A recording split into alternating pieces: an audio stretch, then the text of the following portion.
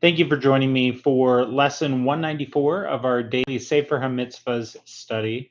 Today we've just got two mitzvahs, one negative mitzvah and one positive mitzvah. The negative mitzvah is 107, and the positive mitzvah is also 107.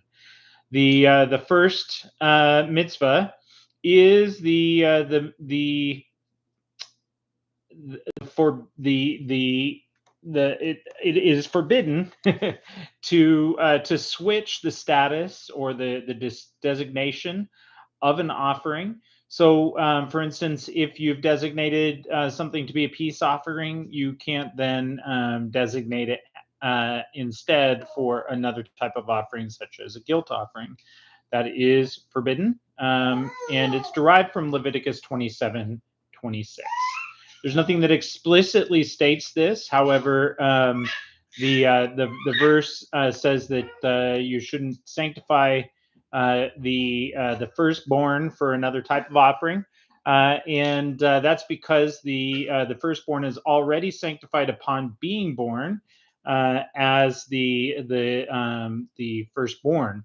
So that from there we learn that one offering cannot be changed to be another offering.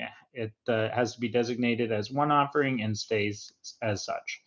And now, positive mitzvah 107 is the mitzvah to follow the rules that the Torah lays out regarding the one who has contracted ritual impurity through contact with a dead body. And so we're commanded regarding ritual impurity contracted through contact with a human corpse. If contracted, one must follow all the laws associated with this impurity. It's the highest level of impurity. It's a primary source of impurity. And in fact, impurity is due to life entering this world or exiting this world.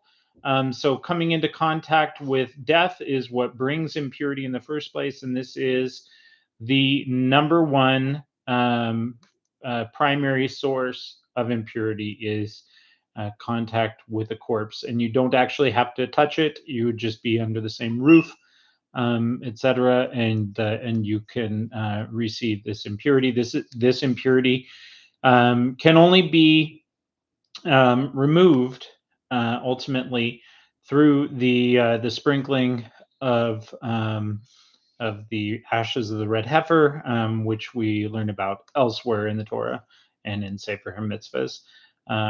But until then, there are certain offerings that cannot be observed or eaten, but that status otherwise is not there. There's not anything wrong with having corpse impurity, and of course, if you're attending to someone who has died, or somebody who is dying, you're going to obtain that level of impurity, and certainly until a Jewish person is sprinkled with the ashes of the red heifer, they cannot be purified from that. There's dispute as to whether or not Gentiles need to worry about such a thing. All right. Thank you so much for joining me. Have a great day in every way.